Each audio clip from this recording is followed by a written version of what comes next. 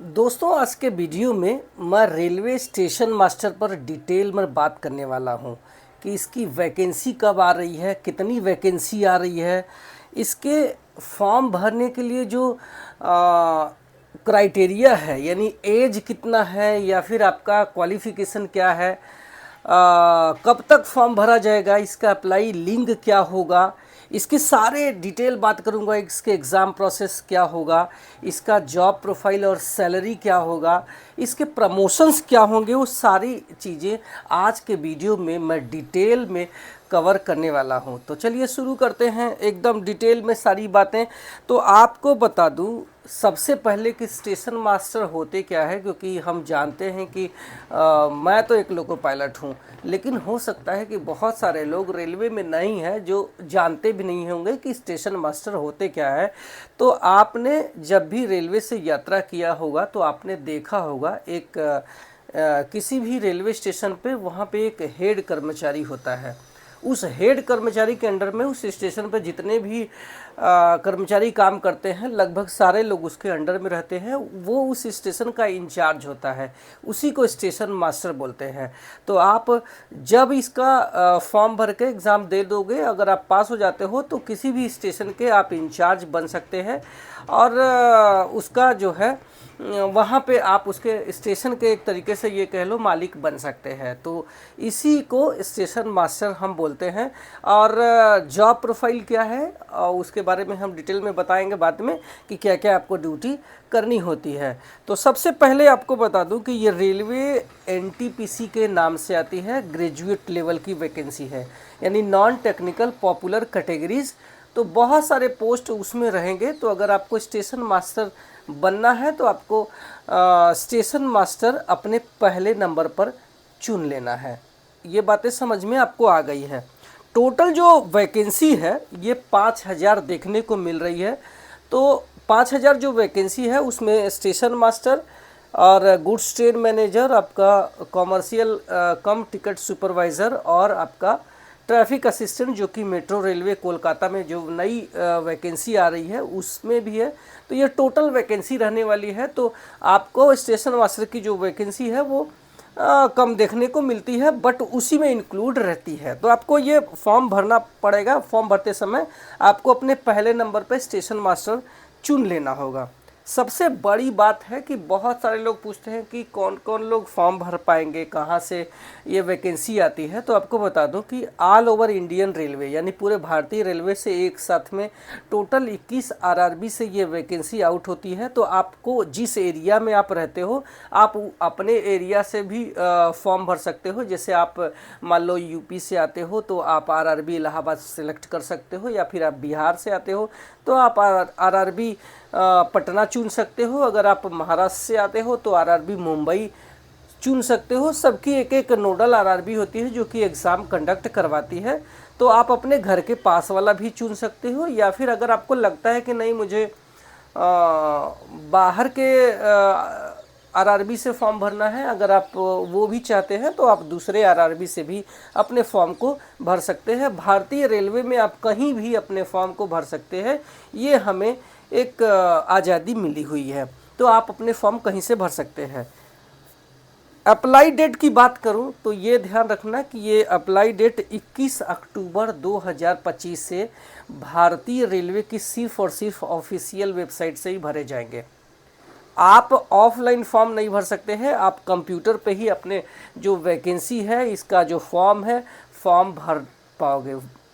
तो ये चीज़ें आपको समझ में आ जानी चाहिए। लास्ट डेट इसका जो है ये 20 नवंबर 2025 रहने वाली है। तो आपको पूरा का पूरा एक महीने का समय मिलेगा जो कि आपको फॉर्म भर सकते हैं।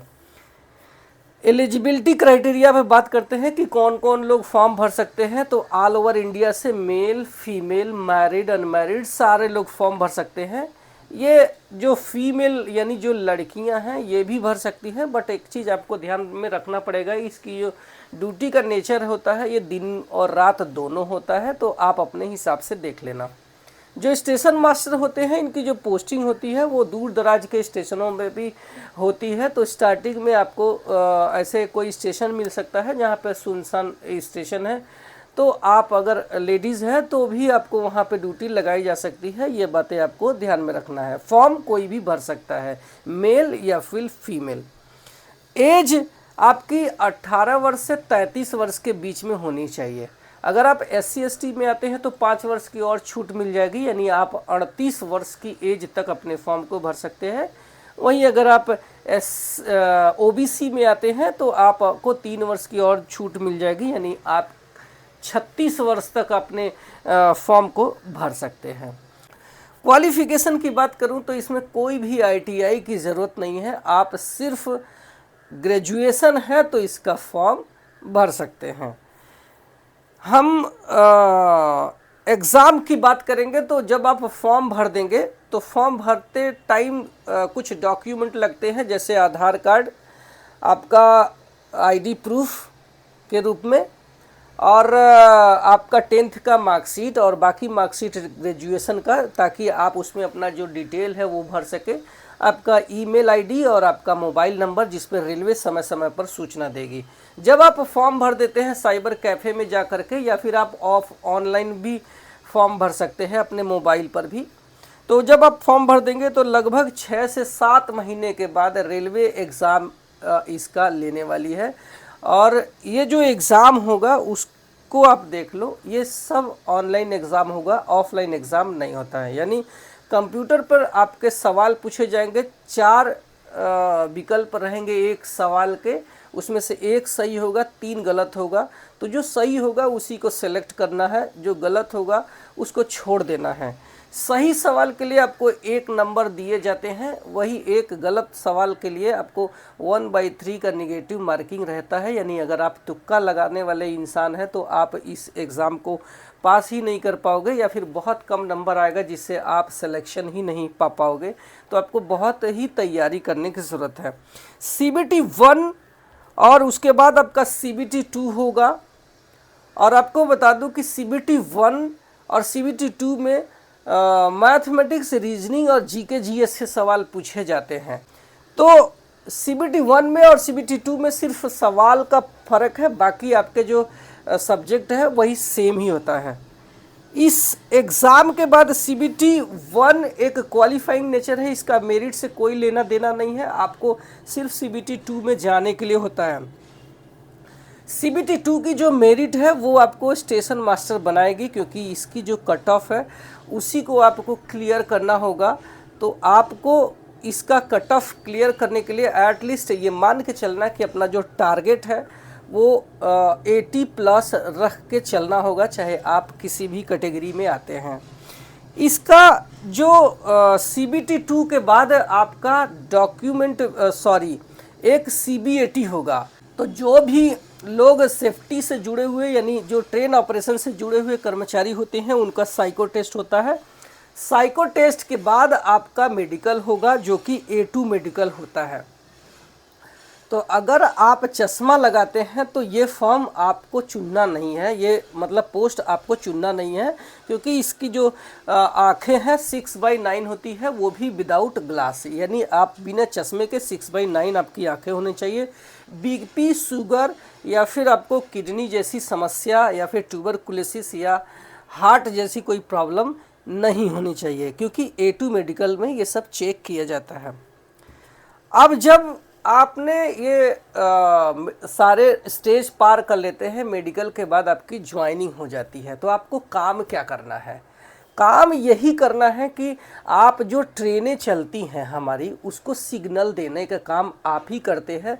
बट सिग्नल देने से पहले आपको सेक्शन कंट्रोलर से परमिशन लेना होगा कि मैं इस गाड़ी को सिग्नल दे रहा हूँ, तो वो सही है क्या? वो सारे परमिशन रेलवे से सेक्शन कंट्रोलर अपने जो है ऑफिस में बैठ करके देते हैं। और आपको सिग्नल जैसे ही आप देंगे, लोको पायलट अपनी ट्रेन को आगे बढ़ाते हैं। ट्रेन चलाने का काम लोको पायलट करते हैं, वहीं अगर सिग्नल देने का काम होता है तो आप चाहे वो येलो हो चाहे वो ग्रीन करने का काम स्टेशन मास्टर अपने स्टेशन ऑफिस से बटन दबा करके ही करता है। रेलवे के स्टेशन पर जितनी भी सारी गतिविधियां होती है, रेलवे का स्टेशन मास्टर से उसकी परमिशन के बिना ये सब सारे काम नहीं होते हैं। आप उस स्टेशन के मेन जो हेड होते हैं वो कर्मचारी होते हैं। सैलरी की बात करें, सैलरी की बात करें तो स्टार्टिंग सैलरी 50 से 55,000 रुपये आपकी हो सकती है। अभी 7th पे कमीशन चल रहा है। 8वां वेतन आयोग यानी 8th पे कमीशन लागू हो चुका है। ये इम्प्लीमेंट हमें 1 दिसंबर 2026 से लागू हो जाएगा, हो सकता है उसके बाद ही आपकी पोस्टिंग होने वाली है। तो ये जो सैलरी है 50 से 55,000, ये 1 लाख के पार हो जाएगी स्टार्टिंग सैलरी। प्रमोशंस की बात करें तो जब आप रेलवे में स्टेशन मास्टर बन जाते हैं तो उसके बाद आप स्टेशन मैनेजर बन जाते हैं, जो कि बड़े बड़े स्टेशनों पर होते हैं स्टेशन मैनेजर। स्टेशन मैनेजर के बाद आप TI यानी ट्रैफिक इंस्पेक्टर बन सकते हैं, जो कि हमारे जो स्टेशन मास्टर हैं इनको काउंसलिंग का काम करते हैं, जो कि उनका देख रेख करना होता है कि स्टेशन मास्टर बराबर अपना काम कर रहे हैं या नहीं कर रहे हैं। TI बनने के बाद आप अगर चाहते हैं कि हम गैजेटेड ऑफिसर बने तो उसके लिए आपको ग्रुप B ऑफिसर बनना पड़ेगा। और रेलवे में ग्रुप B ऑफिसर बनने के लिए आपको एग्ज़ाम पास करना पड़ेगा, वो भी डिपार्टमेंट एग्ज़ाम, जो कि बहुत बड़ा एग्ज़ाम होता है। तो अगर आपके अंदर क्षमता है तो आप ग्रुप B ऑफिसर्स, जिसको हम असिस्टेंट डिविजनल ऑपरेशंस मैनेजर बोलते हैं, वो भी आप बन सकते हैं, जो कि रेलवे का बड़ा ऑफिसर्स होता है। तो उम्मीद है कि आपको स्टेशन मास्टर से जुड़ी हुई सारी चीज़ें अच्छे से समझ में आ गई होगी। आपको क्या पढ़ना है, कौन सी किताबें पढ़ना है, इस वीडियो में मैं टैग कर दूंगा, आप ऑर्डर करके मंगवा सकते हैं। और अगर आप इस स्टेशन मास्टर के पोस्ट को पाना चाहते हैं तो आपको स्टार्टिंग से यानी अभी से अपनी पढ़ाई स्टार्ट कर देनी होगी, क्योंकि फॉर्म भरने से आपका रिज़ल्ट हो जाएगा, ऐसी आप कल्पना भी नहीं करना, क्योंकि पढ़ाई इस समय बहुत ज़रूरी है। बहुत सारे कंपटीशन है। मैंने कट ऑफ बता दिया है कि एट लीस्ट आपको 80+ टारगेट लेकर के चलना होगा। Thank you so much. आप मेरे चैनल पे पहली बार आए हैं तो सब्सक्राइब करके जाना, क्योंकि मैं यहाँ सिर्फ आपके फ़ायदे की बात करता हूँ।